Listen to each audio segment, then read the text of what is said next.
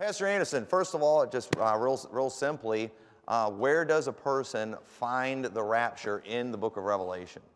Well, the first place you're going to find the rapture in Revelation is in Revelation chapter 7, when a great multitude appears in heaven out of all kindreds and tongues and people. And John is surprised by them being there, and he actually asks the question, whence came they? Where did they come from? And then it's explained they came out of great tribulation, they washed their robes and made them white in the blood of the Lamb. In fact, a friend of mine, he was dating a girl that this was all totally new to her. She had no background in Bible prophecy. She'd never even read the book of Revelation. And he told her, read the book of Revelation, not knowing anything about what it teaches or not having a background in Bible prophecy, and just tell me when you think you get to the rapture. And she said, Revelation 7, because this great multitude appears. That's just kind of an obvious thing when you're reading it, that a giant multitude appears in heaven out of nowhere. And the timing is perfect with Matthew 24, because sun and moon are darkened, the great day of God's wrath is come, and then boom, the multitude appears in heaven before the grass or the trees or the earth has been hurt. Because at the beginning of chapter 7, he says, hurt not the earth, neither the sea nor the trees, till we have sealed the servants of our God in their foreheads. And so that proves that in the 6 seals leading up to that, God was not destroying the landscape. He was not hurting the earth and the trees and the sea and things like that. So it's pre-wrath, but it's post-tribulation, just like Matthew 24 says. Now, I grew up in churches that only taught the pre-tribulation rapture, and the teaching that I grew up with was that the rapture is never mentioned in Revelation. That's the main thing that I heard growing up my whole life from those who were pre-trib, is just, it isn't there. It isn't mentioned. I find that to be completely ridiculous, because the rapture is such an important, critical event.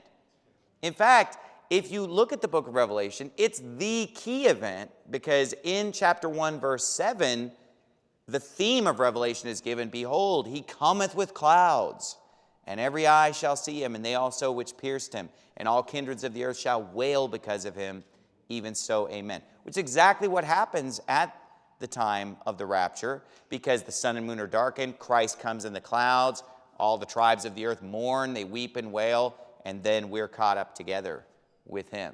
So saying that the rapture is not even in Revelation is bizarre, to think that such a critical, important event as Christ coming in the clouds to gather the elect, to gather the saved, just to say that it's not even mentioned is crazy. So when I became an adult, I started hearing a different argument. Because, if you go in different circles of the pre-trib rapture, you're going to hear different explanations and different arguments. Then I started hearing this thing of, well, Revelation 4:1. That's the rapture, right? And so then I became more familiar with that argument. So I'm just going to read it for you right now. Revelation 4:1, if you want to turn there also. This is what pre-tribbers claim is the rapture in Revelation. And I've never heard any other explanation from them. And I've heard from hundreds of them. They either say it's not in Revelation, or they point to Revelation 4:1. Because if they're going to put it before the tribulation, they have to find something early in the book. And this is what they come up with. It says in Revelation 4:1, after this I looked, and behold, a door was opened in heaven. And the first voice which I heard was as it were of a trumpet talking with me, which said, come up hither, and I will show thee things which must be hereafter. And immediately I was in the Spirit, and behold, a throne was set in heaven, and one sat on the throne.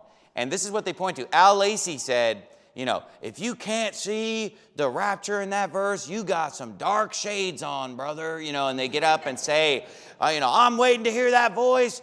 Come up hither, hype man. These preachers that are pre-trib, they just are just really bombastic about how this is the rapture. It's right there. Can't you see it?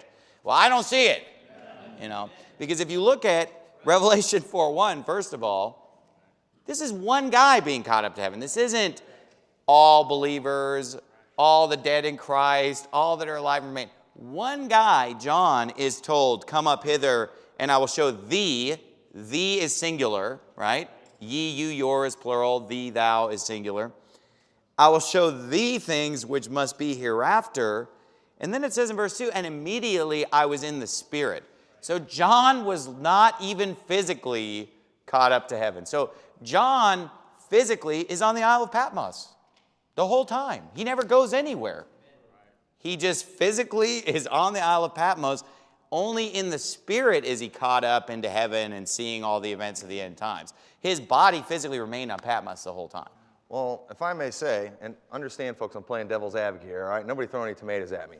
Where you're missing is the fact that we have 7 dispensations, and we have 7 church ages. So we have the 7 different church ages in chapter 2 and 3.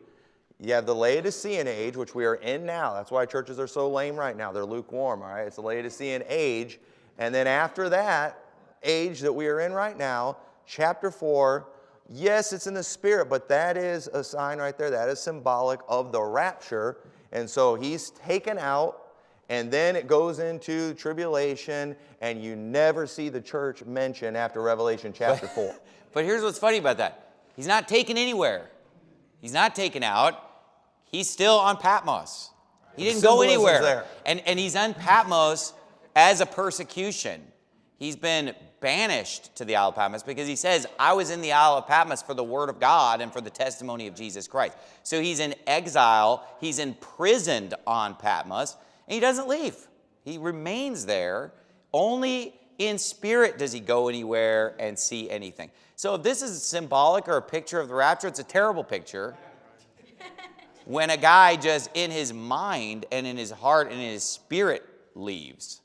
That's not the rapture. The whole point of the rapture is that it's a bodily resurrection.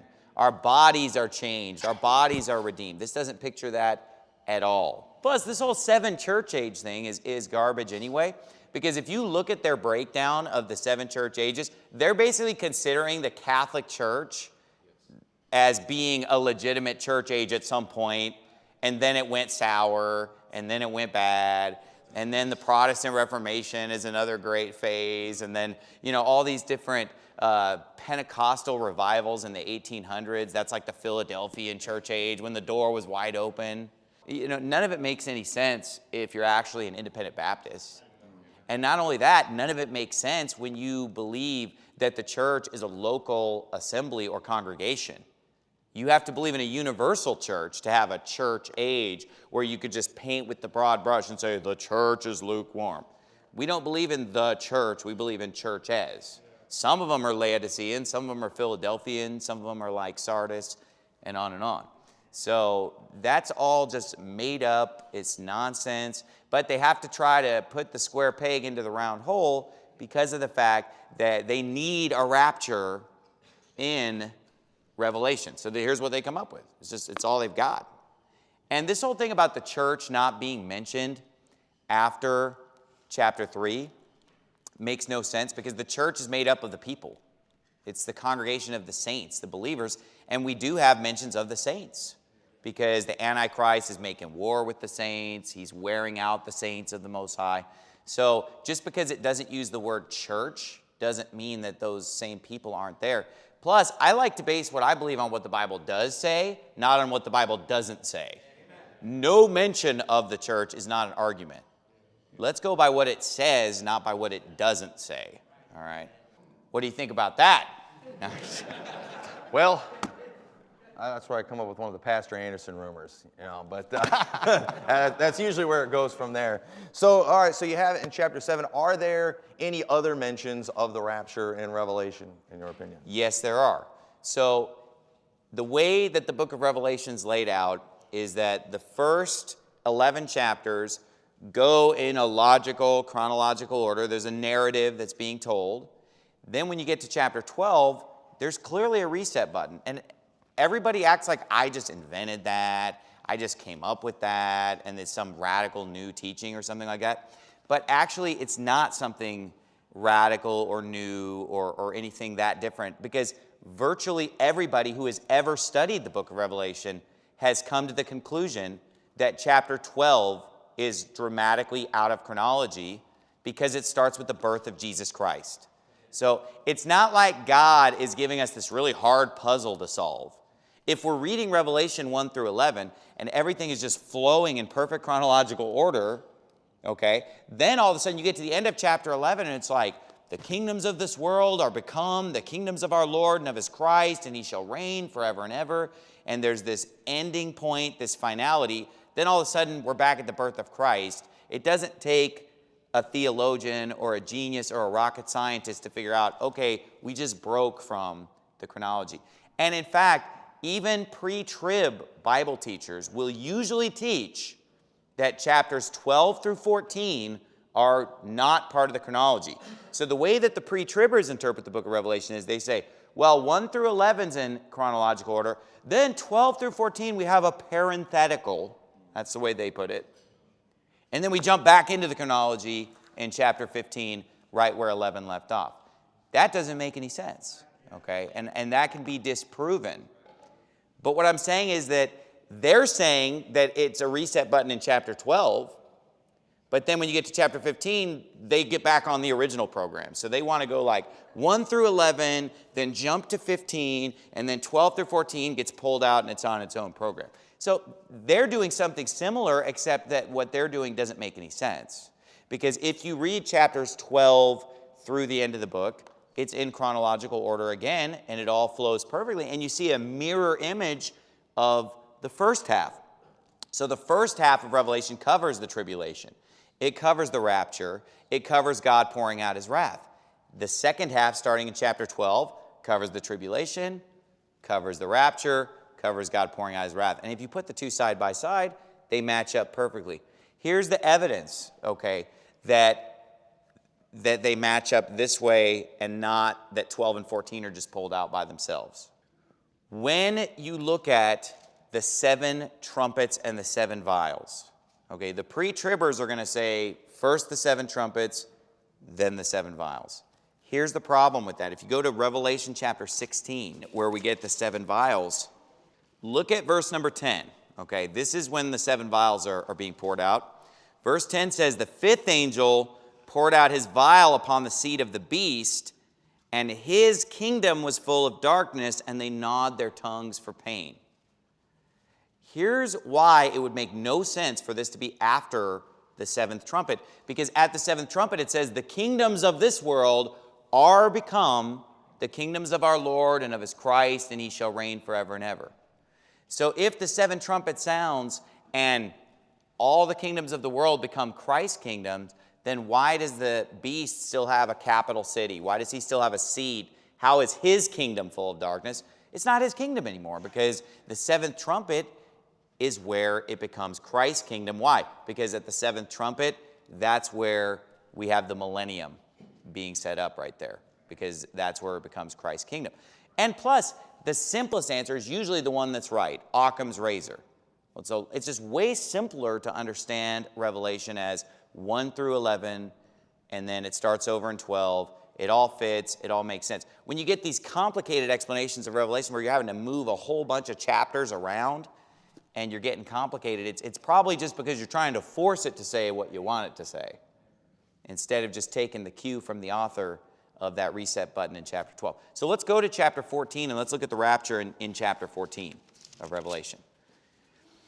So if Revelation 1 through 11 is one chronology, then in chapter 12 we jump back to the birth of Christ and have another chronology, then we should expect to find the tribulation in both halves, the rapture in both halves, and God's wrath in both halves, which is exactly what we have. The 7 trumpets are God's wrath in the first half. The 7 vials are God's wrath in the second half of the book of Revelation. So look at chapter 14. It says, and I looked, and behold, a white cloud, and upon the cloud one sat like unto the Son of Man, having on his head a golden crown, and in his hand a sharp sickle. I mean, there could be no question here that the Son of Man is Jesus Christ.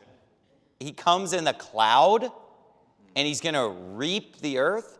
I mean, it's pretty hard to not see the rapture in this verse.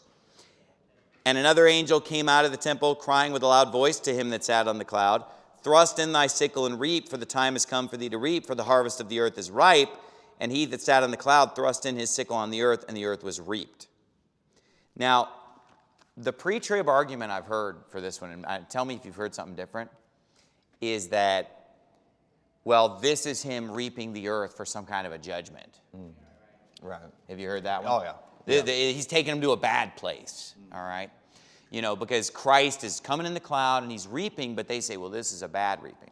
Well, Have you heard that? what it is because if you'll notice right after that, it mentions, you know, another sickle, the blood flowing to the horse's bridle. Yeah. And what we have here is a separating of the sheep from the goats after Armageddon. After he comes and he steps on this earth, he's going to reap the good people. Of course, Armageddon's not going to happen until chapter 19. Well, they're seeing it in 14 because Right. of the blood flowing to the horse's bridle. Right. And so that's kind of how they say it goes, is this is the whole separating thing, like we see in the Olivet Discourse, I believe it mentions the separating of the sheep from the goats. That's kind of how they spin it. Of course, it doesn't mention him coming and stepping his foot on the Mount of Olives or anything. He's in the clouds, but once again. And here's the thing. There are two reapings. This is the key in Revelation 14, is that there are two reapings, okay? Because you have the Son of Man that comes in the cloud and reaps the earth. And then right after that, it says, and another angel, verse 17, came out of the temple which is in heaven, he also having a sharp sickle. And another angel came out from the altar which had power over fire, and cried with a loud cry to him that had the sharp sickle, saying, thrust in thy sharp sickle and gather the clusters of the vine of the earth, for her grapes are fully ripe. And the angel thrust in his sickle into the earth and gathered the vine of the earth and cast it into the great winepress of the wrath of God. And the winepress was trodden without the city, and blood came out of the winepress even unto the horse bridles by the space of 1,600 furlongs. So you have two reapings here. You have one reaping where Christ comes in the cloud and reaps the harvest of the earth, which is obviously he's reaping the good wheat into his barn. He's gathering the wheat into his barn. He's gathering the elect. But then after Christ gathers the elect, you have another angel that reaps the grapes for the winepress of God's wrath. Now, what you have to understand here is that Christ is not literally going to put a bunch of grapes into a winepress and step on them here, right? This is clearly symbolic because he's not actually going to put all human beings into a giant wine press, and they're like, no, and he's just crushing them down. What he's saying here when he says that the grapes of the earth, and by the way, human beings aren't grapes either, right? When he talks about gathering the grapes of the earth and throwing them into the winepress of God's wrath and crushing it and stepping on it until blood comes out under the horse bridles, what that pictures is the entire period of God's wrath. It's just a picture of he's going to pull out the saints and then he's going to throw everybody else into the winepress of his wrath. They're going to drink of the wine of the wrath of God. They're going to be thrown into the winepress of his wrath. These are just metaphors for he's going to pour out his wrath on them. And that's not going to take place in one day. That's going to take place over the course of several years. Now, if you have a Schofield Bible, which I grew up reading a Schofield Bible, which is very strongly pre-trib, it says right above verses 16 through 20 here, it says that this is the Battle of Armageddon. And I always thought that was weird, why this is the Battle of Armageddon. There's no mention of a battle. There's no mention of Armageddon. There's none of the same elements of the Battle of Armageddon from chapter 19, which is when it actually happens in chapter 19. So again, when people talk about this being Armageddon, they're just reading that note in Schofield's Bible.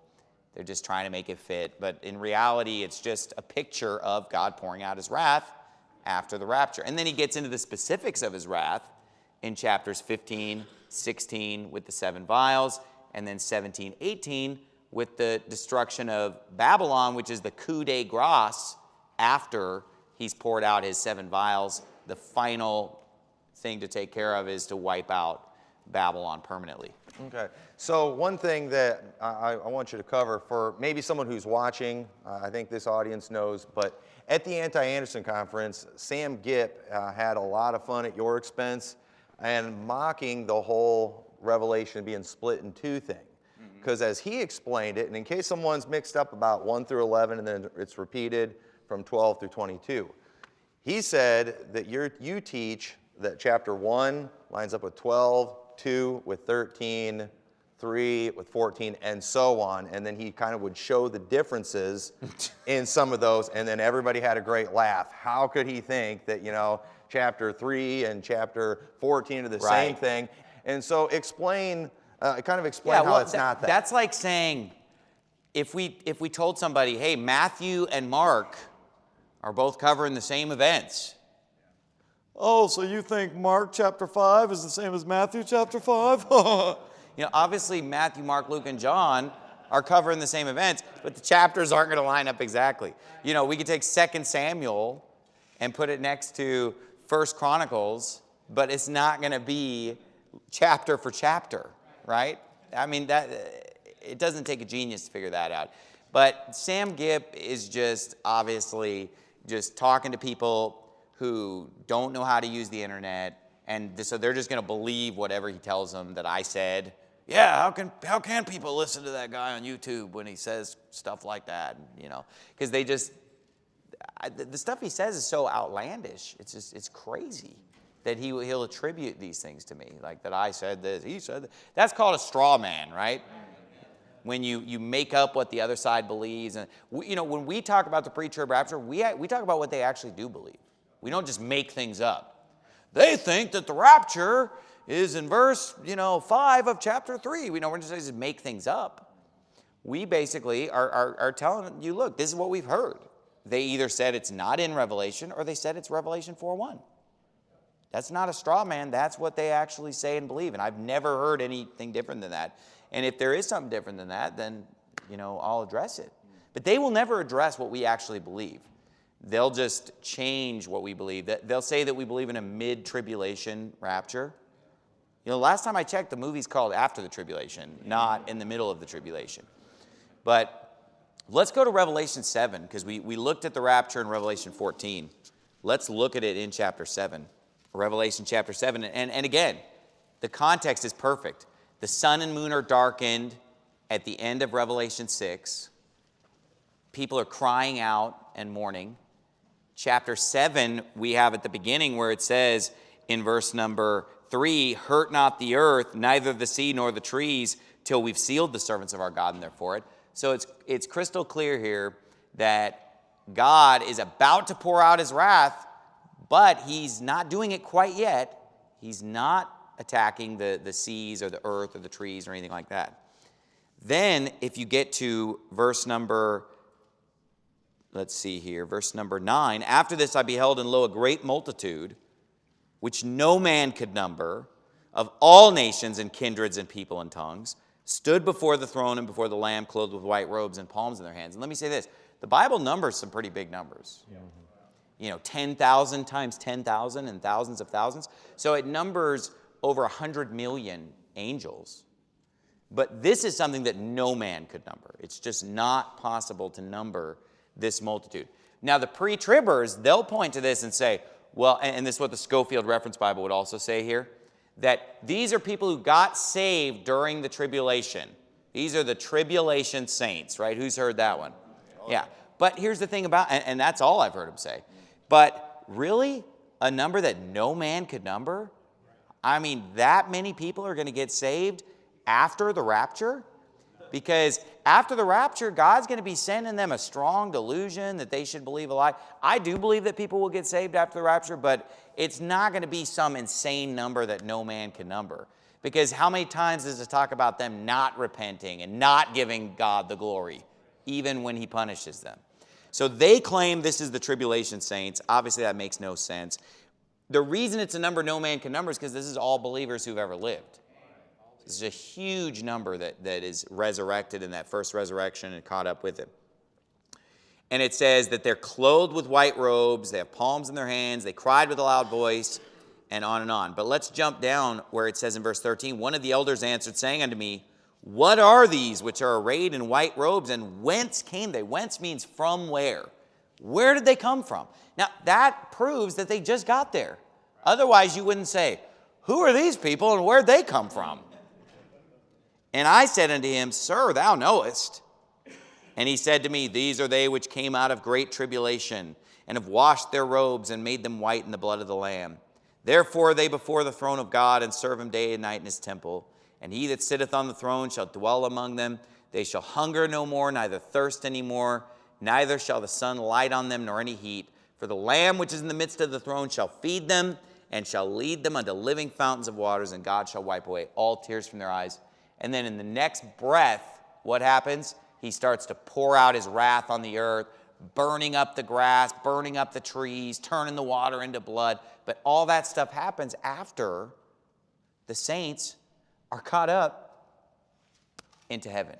Now, even if you were to say, as the pre-tribbers do, oh, these are people who got saved during the tribulation, how many raptures do they have? Because they have to have their pre-trib rapture just because it's pre-trib, duh, because we said so. Okay, that's number one.